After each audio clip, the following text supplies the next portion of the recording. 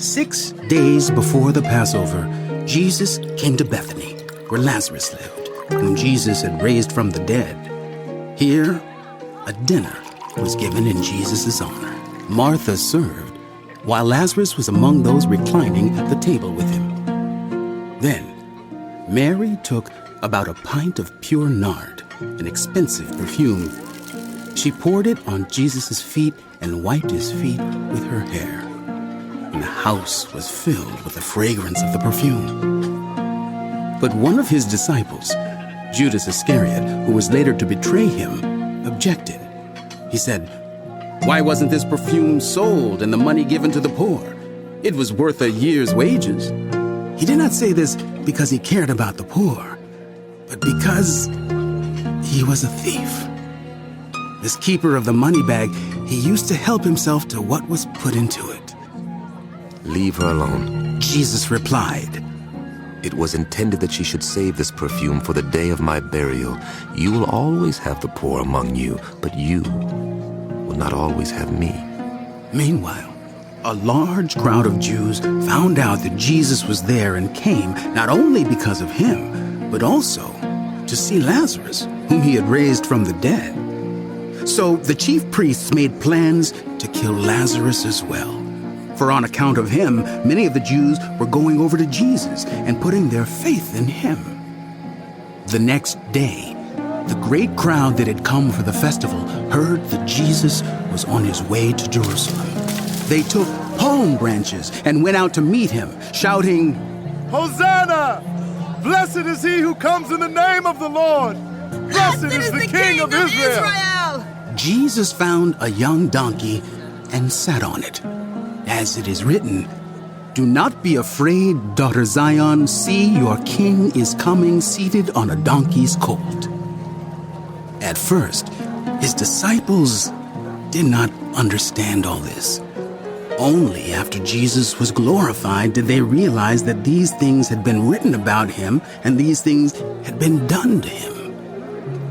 Now, the crowd that was with him when he called Lazarus from the tomb and raised him from the dead continued to spread the word. Many people, because they had heard that he had performed this sign, went out to meet him. So the Pharisees said to one another, "See, this is getting us nowhere. Look how the whole world has gone after him." Now there were some Greeks among those who went up to worship at the festival. They came to Philip, who was from Bethsaida in Galilee, with a request. "Sir," they said, "we would like to see Jesus." Philip went to tell Andrew. Andrew and Philip in turn told Jesus. Jesus replied, "The hour has come for the Son of Man to be glorified. Very truly I tell you, unless a kernel of wheat falls to the ground and dies, it remains only a single seed. But if it dies, it produces many seeds. Those who love their life will lose it, while those who hate their life in this world will keep it for eternal life. Whoever serves me must follow me, and where I am, my servant also will be. My Father will honor the one who serves me. Now my soul is troubled, and what shall I say? Father, save me from this hour? No, it was for this very reason I came to this hour. Father, glorify your name." Then a voice came from heaven. "I have glorified it and will glorify it again." The crowd that was there and heard it said it had thundered. Others said an angel had spoken to him. Jesus said, This voice was for your benefit, not mine. Now is the time for judgment on this world. Now the prince of this world will be driven out. And I, when I am lifted up from the earth, will draw all people to myself. He said this to show the kind of death he was going to die. The crowd spoke up. "We have heard from the law that the Messiah will remain forever. So how can you say the Son of Man must be lifted up?" Who is this Son of Man?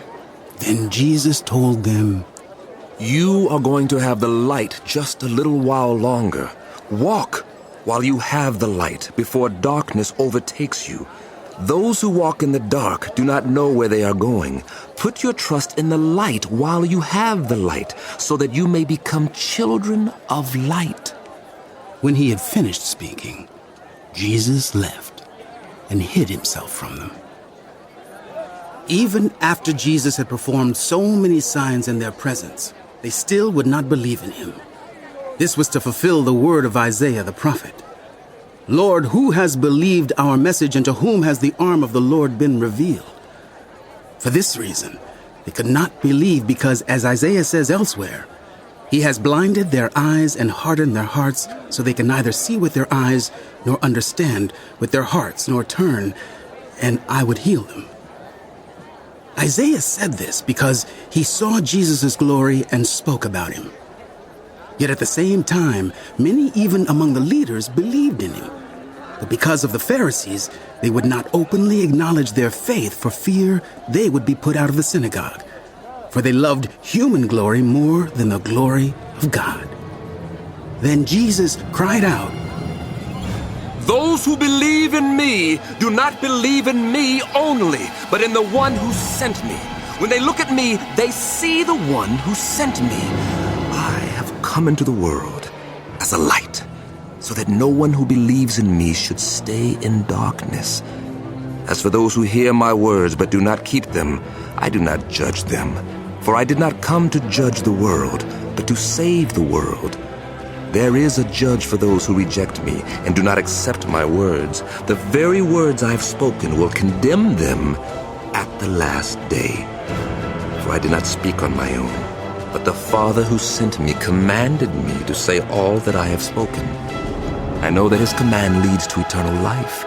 So whatever I say is just what the Father has told me to say.